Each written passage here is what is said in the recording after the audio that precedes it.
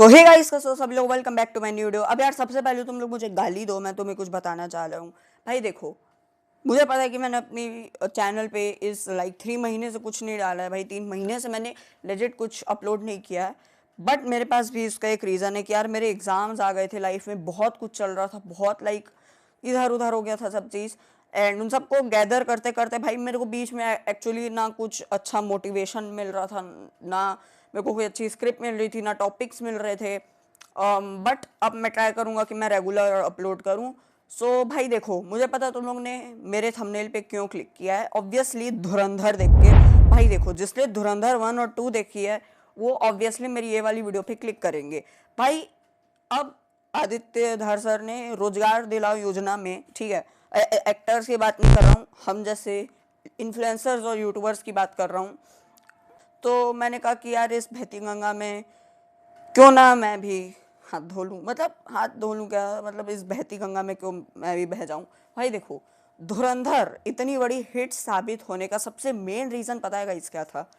उसका content and director का confidence. भाई देखो, आदित्य धर को कॉन्फिडेंस था कि ये पिक्चर मैं बनाऊंगा, हिट होगी।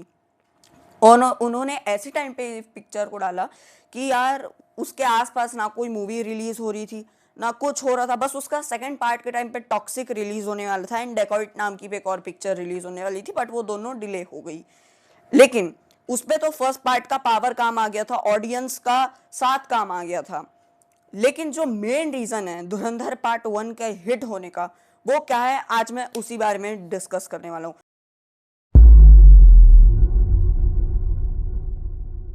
गाइस, अगर तुम्हें पता नहीं होगा तो मैं बता दूं कि यार अपना जो इंडियन सिनेमा का हिस्ट्री है उसमें 1940 आई थिंक, या फिर 1940, हाँ 1940 या 60 के बीच, भाई उसे अपने इंडियन सिनेमा का गोल्डन टाइम माना जाता था, क्योंकि उस समय इंडियन सिनेमा में बहुत सारी हिट्स दी थी।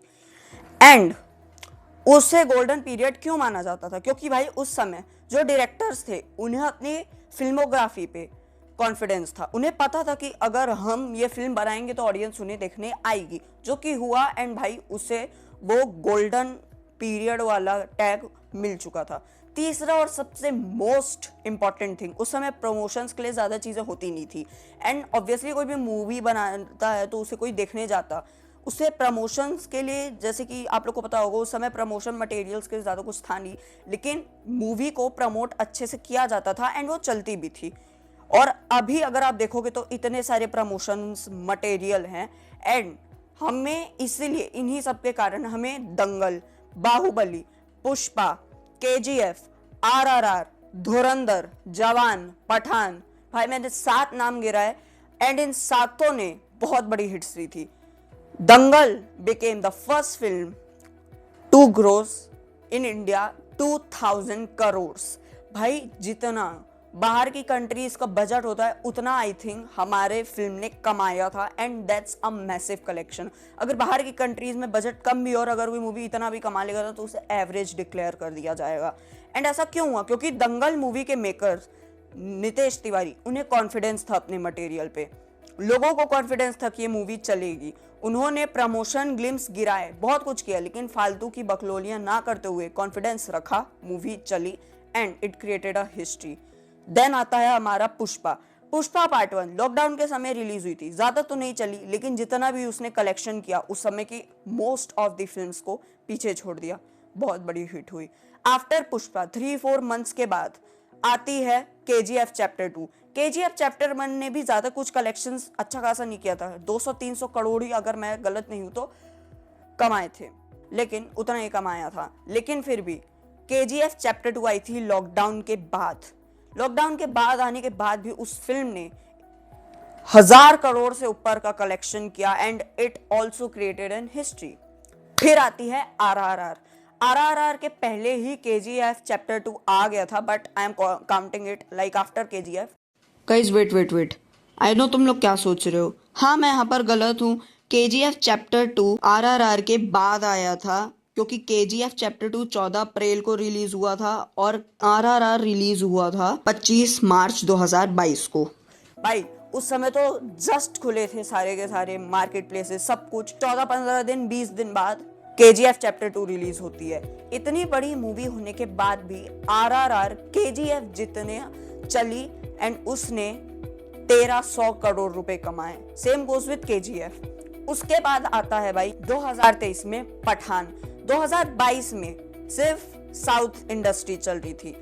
अभी जितने भी मैंने नाम गिराए लाइक पुष्पा, KGF, RRR, ये सारी की सारी साउथ इंडस्ट्री की पिक्चर्स थी, साउथ में बनी थी। साउथ में मतलब क्या ही बोलूं, ये मोस्टली कोई कन्नाडा से थी, कोई तेलुगु लैंग्वेज से थी।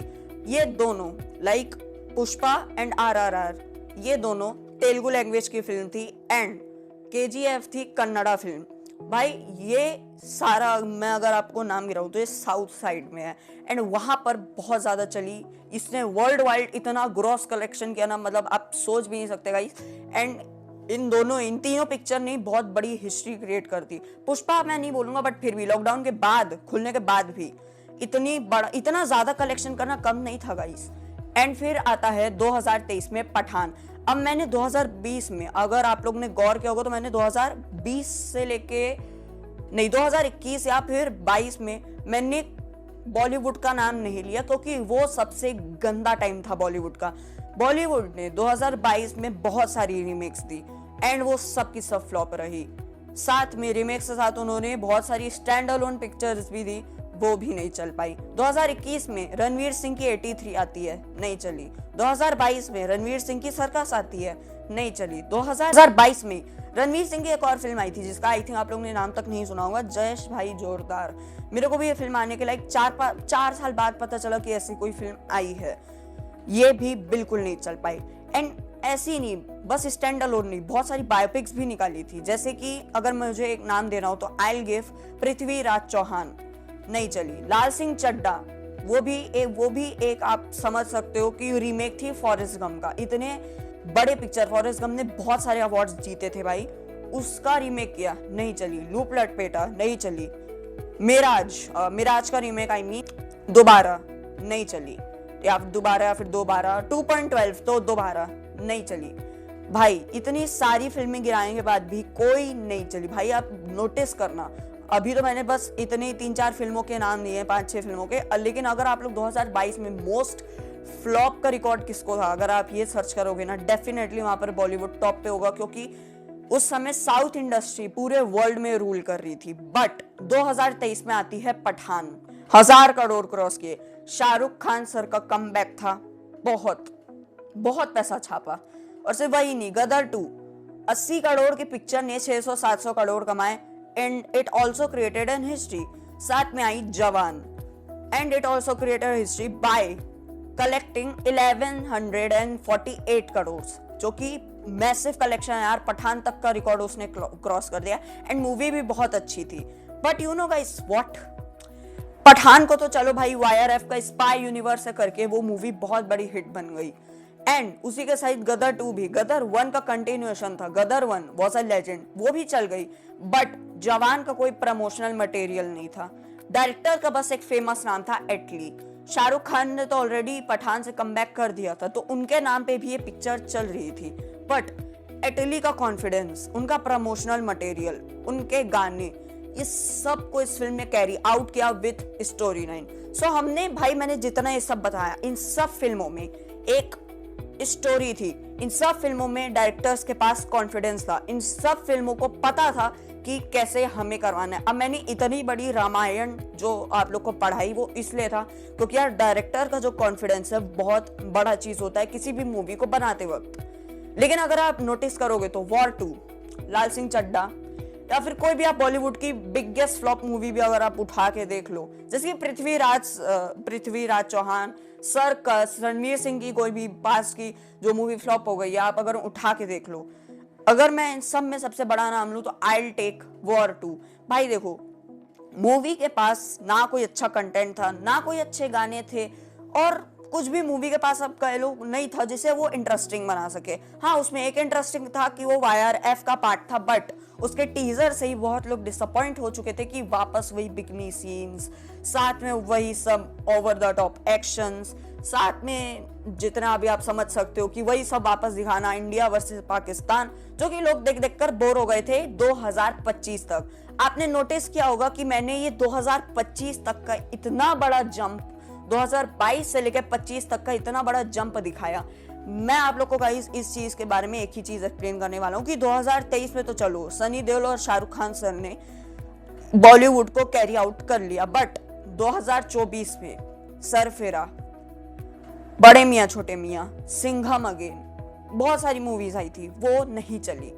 बॉलीवुड ने 2024 में भी लाइक 2022 तक का एक ट्रैक रिकॉर्ड बनाया और उसमें से भी बहुत सारी फिल्में नहीं चली। बट अगर आप लोग को याद होगा तो भाई ये मैंने जो 2024 से लेकर 25 तक का जो जंप दिखाया, इसमें मैंने 2025 के मेन फिल्मों के बारे में बात नहीं की। मैं सिर्फ अभी बात कर रहा हूँ फ्लॉप्स के बारे में। जैसे कि अगर मैं अभी वॉर 2 के टॉपिक पे वापस आऊं तो उसे बस एक ही चीज कैरी आउट करता, वो था जूनियर एनटीआर।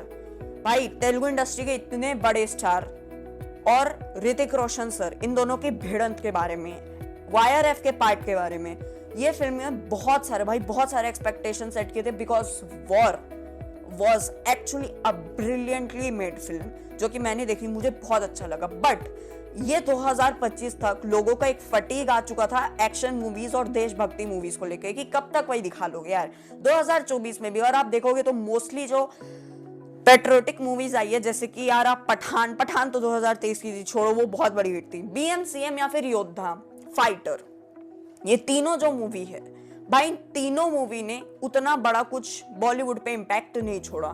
स्पेशली योद्धा, भाई योद्धा क्यों नहीं चली, उसका मेन कारण था कि भाई उसमें अगेन वही देश पाकिस्तान बचाओ पाकिस्तान पढ़ाओ वाला मोटिव। बीएमसीएम क्यों नहीं चली, इलॉजिकल एक्शन, एंड अगेन जो स्टार्स का जो मेन पीक पॉइंट जा चुका था उन स्टार को लेना, वैसे रहने दो भाई, टाइगर श्रॉफ का तो कभी पीक पॉइंट नहीं आया। एंड मैं अगर बात करूं फाइटर की तो वो क्यों नहीं चली, भाई देखो फाइटर और जवान, मतलब फाइटर और योद्धा, ये दोनों मूवी अपने इनिशियल सक्सेस के बाद बहुत गंदी क्रैश हुई। एंड फाइटर तो जैसे तैसे करके रिवाइव भी हो गई just because of Hrithik Roshan sir, लेकिन जो सैड थिंग है कि यार योद्धा नहीं चली। बट योद्धा was also a good film, भाई उसका एक्शन बहुत टॉप नॉच था, बट फिर भी नहीं चली। क्यों? क्योंकि लोगों का एक्शन फिल्म्स को लेकर, फिर मैं कहूं तो पेट्रोटिक फिल्म्स को लेकर एक फटीग पॉइंट आ चुका था।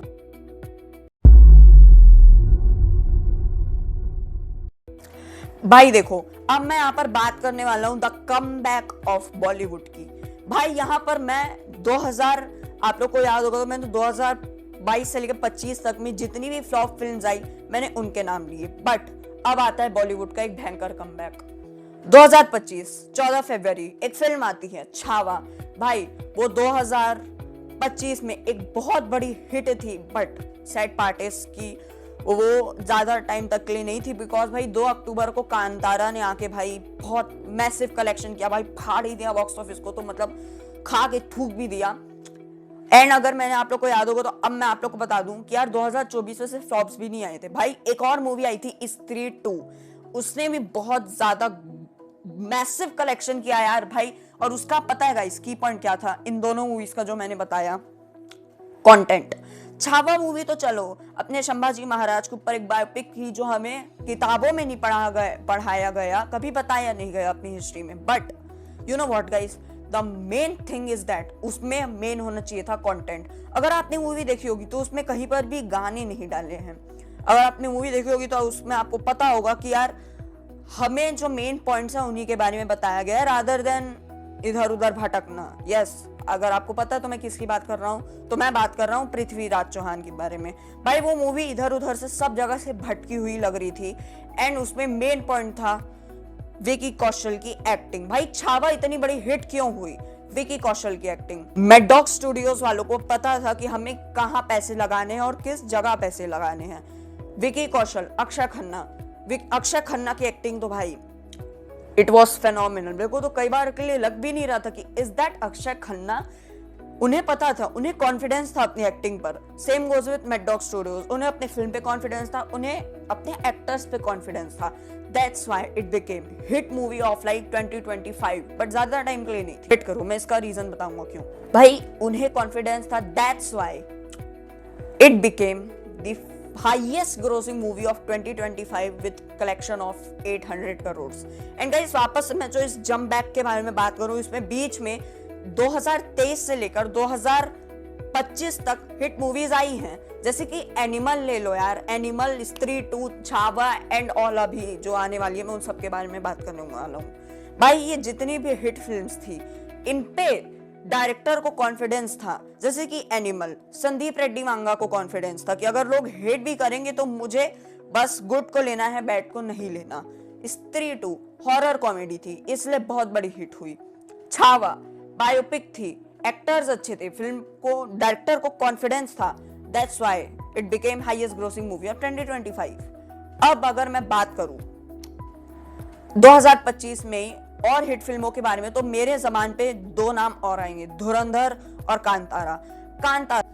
अब कांतारा इतनी बड़ी हिट क्यों हुई? Kantara chapter of one a legend, उसका जो पता है गाइस, मेन चीज ये था कि वो एक थ्रिलर कैटेगरी की फिल्म थी एंड वो एक ट्रेडिशन के ऊपर बनी थी। हाँ, हालांकि कुछ लोगों को मूवी बोरिंग लगी, but it was a massive hit. आप कुछ भी कह रहे हो, अगर आप गुड पॉइंट्स को लो तो वो मूवी एक बहुत बड़ी हिट थी। क्यों?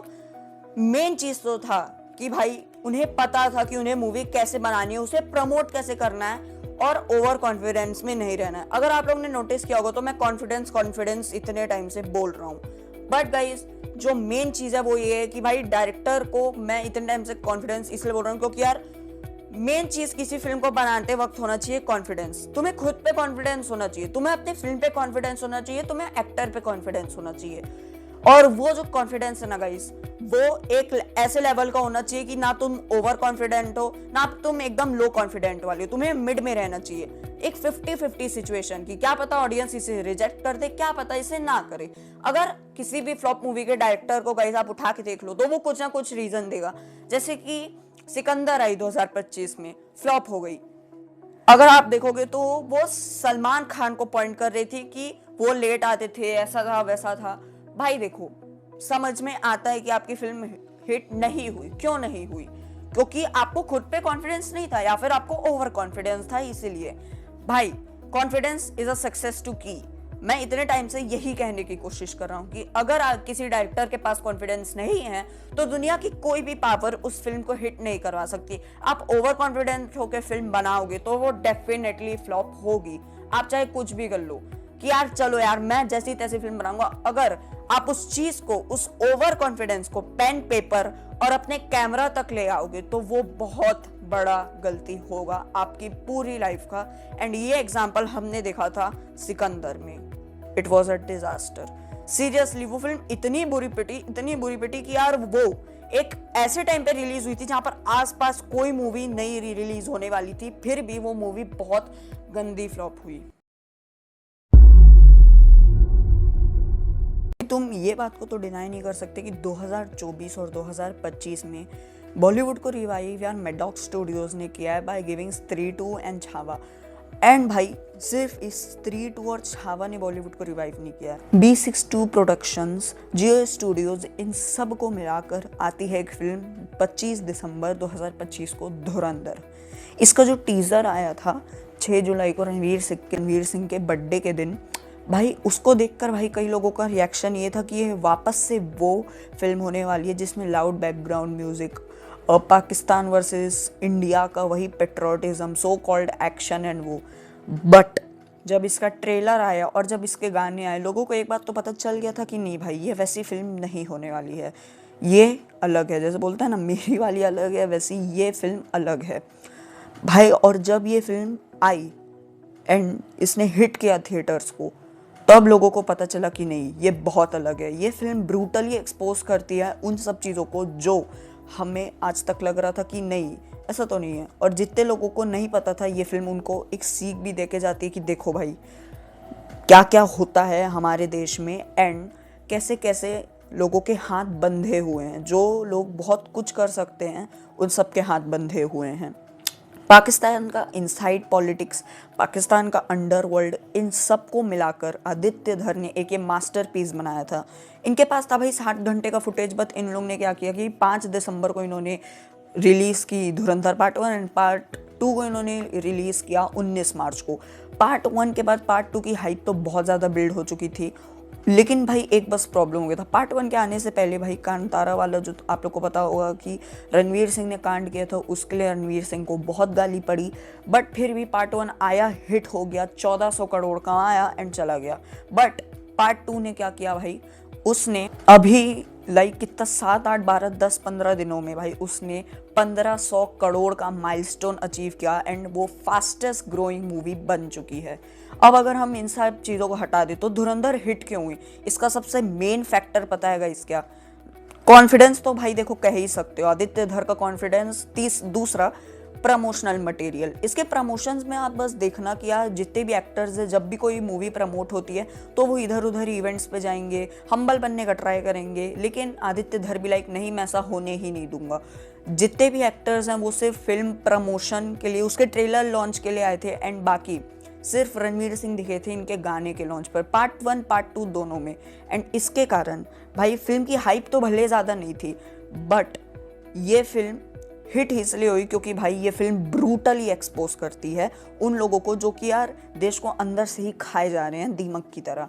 सिर्फ वो नहीं, आदित्य धर का कंटेंट, आदित्य धर लेजेंड खेल गए सबके साथ। अगर आप लोगों ने नोटिस किया होगा, नोटिस तो क्या, इसमें ऑब्वियस चीज़ थी कि भाई सारे पाकिस्तान के अंडरवर्ल्ड माफियाज, उनके गैंग के लोग, भाई उन सबका एक्चुअल नाम लिया गया, लाइक अरशद पप्पू, रहमान डकैत, बट दाऊद इब्राहिम का भी। बट यहाँ पर सबसे अच्छी बात ये थी कि ये ट्रू इवेंट्स को इंस्पायर्ड करके एक फिक्शनल मूवी बनाई थी एंड इसके ऊपर कोई उंगली ही नहीं उठा सकता कि यार ये फिल्म में रियल नाम कैसे यूज हुए हैं एक फिक्शनल स्टोरी को दिखाते हुए। इसलिए आदित्य धर ने सिंपली लिख दिया था कि देखो भाई ये फिक्शनल फिल्म है और ये ट्रू इवेंट्स के साथ इंस्पायर होके बनाई गई है। बट इंस्पायर होने के बावजूद ये फिल्म सब जगह से लगता है कि हाँ यार ये तो ट्रू फैक्टर है, इसमें एक्चुअली ऐसा रियल लाइफ में एक्चुअली ऐसा हुआ है। अगर आपने नोटिस किया हो तो भाई बहुत जगह फिल्म में एक्चुअल के इंसिडेंट्स लिए गए हैं, जैसे कि कांधार हाईजैक, 26/11, पुलवामा अटैक का भी पार्ट 2 में हमें बहुत जगह दिखाया गया।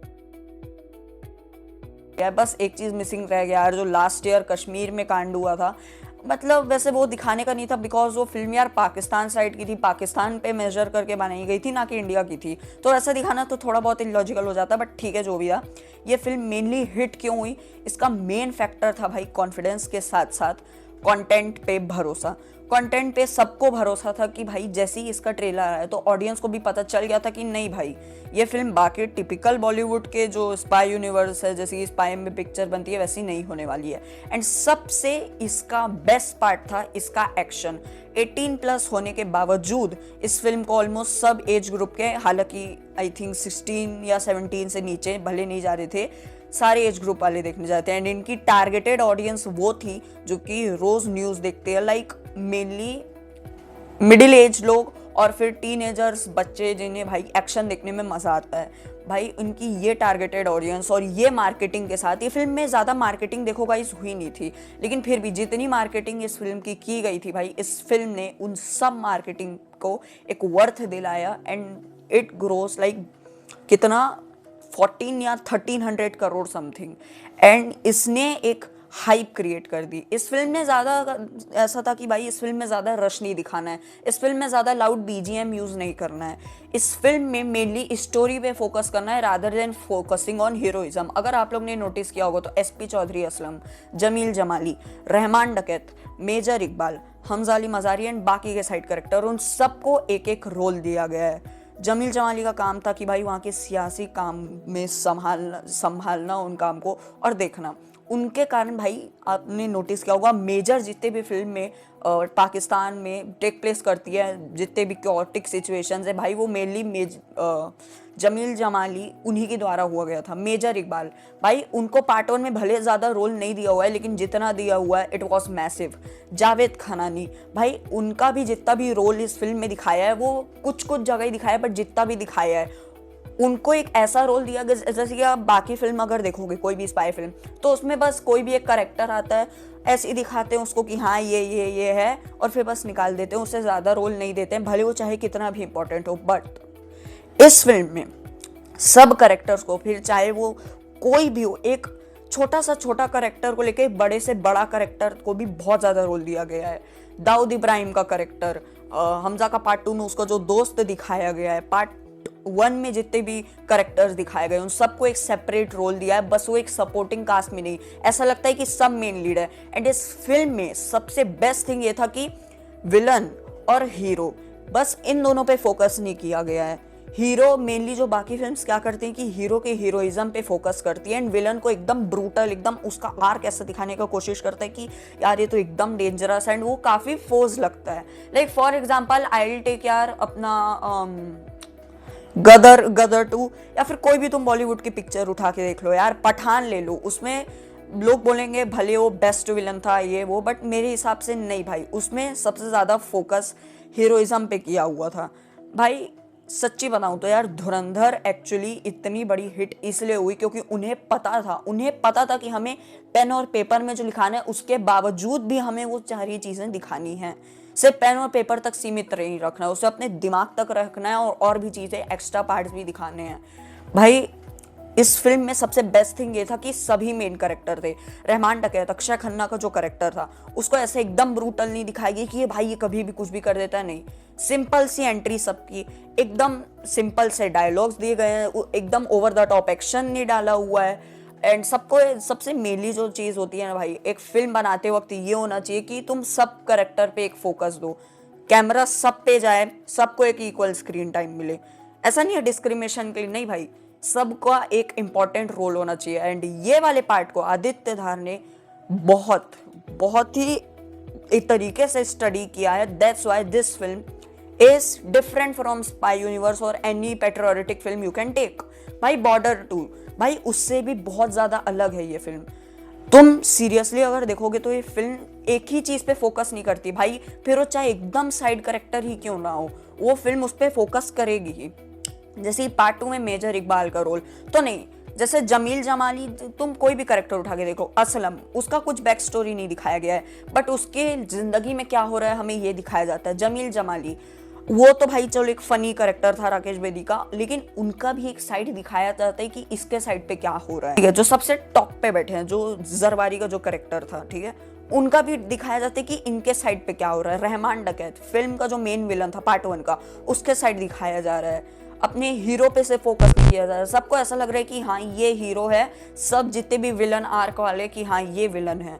तो मतलब इसमें सिर्फ एक चीज पे फोकस नहीं करता। जैसे कि अगर आप बाकी फिल्म देखोगे तो हीरो को ऐसे दिखाया जाता है कि ये आगे कोई भी आएगा ये उसे मार देगा, इससे कुछ नहीं होगा, इसे चाहे कितनी भी गोली लगे ये नहीं मरेगा। बट अगर किसी भी टॉर्चर वाली सीन में हीरो को ऐसे दिखाते हैं कि नहीं इसको बिल्कुल डर नहीं लग रहा है, लेकिन इस फिल्म में अगर किसी और के साथ कुछ हो रहा है हीरो भी डर रहा है। विलन को ऐसे दिखाया जाता है कि ये भी नहीं डरता, लेकिन अगर किसी और के साथ कुछ हो रहा है तो विलन भी डर रहा है। मतलब एक सबको एक ऐसा आर्क दिया हुआ है कि जब उनका जो डार्क साइड आएगा तो उसमें डार्क भी दिखेंगे, ग्रे साइड आएगा तो उसमें ग्रे भी दिखेंगे, व्हाइट साइड आएगा तो उसमें व्हाइट भी दिखेंगे। तो सबको एक इक्वल स्क्रीन टाइम देने के लिए एंड इन सब चीज को एकदम प्रॉपर स्टडी करने के बाद एक मास्टर पीस निकलता है जो सिर्फ एक ही बार बन सकता है। एंड आई नो धुरंधर के बाद बहुत सारे लोग गाली डालेंगे अपने फिल्म में, ब्रूटैलिटी डालेंगे अपने फिल्म में, वो सब फैक्टर जो धुरंधर ने जिस चीज में मास्टर किया उन सबको कोशिश करेंगे कॉपी करने की, बट उनसे होगा नहीं। एंड भाई सीरियसली धुरंधर जैसी मूवी 50 साल में एक बार बनती है। बाकी यार तुम लोग बताओ कि तुम लोग को क्या लगता है, क्या धुरंधर जैसी मूवी आगे बन पाएगी, या फिर मैंने जितने भी ये सब पॉइंट्स गिनाए उनमें से कौन सा पॉइंट मेरा इलॉजिकल था, या फिर कौन सा पॉइंट खराब था, या फिर कौन से पॉइंट पे तुम लोग मुझसे डिसएग्री करते हो, वो तुम लोग मुझे जाकर कमेंट्स में बता सकते हो। बाकी हाँ यार मैं मिलता हूँ तुम लोग से ऐसी वीडियो में। एंड भाई अब मैं रेगुलर अपलोड करने की कोशिश करूंगा बिकॉज मेरे एग्जाम्स खत्म हो गए हैं, बट मैं अब 8वीं में जा चुका हूँ, तो आई डोंट नो मैं कर पाऊंगा कि नहीं। भाई करूंगा नहीं, ऐसा नहीं है भाई, यूट्यूब को तो मैं नहीं छोड़ने वाला। मेरे माँ बाप ने भी कह दिया जा तेरे को यूट्यूब करना है तो कर ले, लेकिन पढ़ाई मत छोड़ियो। वैसे पढ़ाई तो मैं छोड़ नहीं सकता, क्योंकि अगर मैंने पढ़ाई नहीं की तो माँ बाप गाली देंगे, अगर वीडियोस नहीं बनाए तो ऑडियंस गाली देंगे। बाकी हाँ मिलता है नेक्स्ट वीडियो में, तब तक के लिए बाय।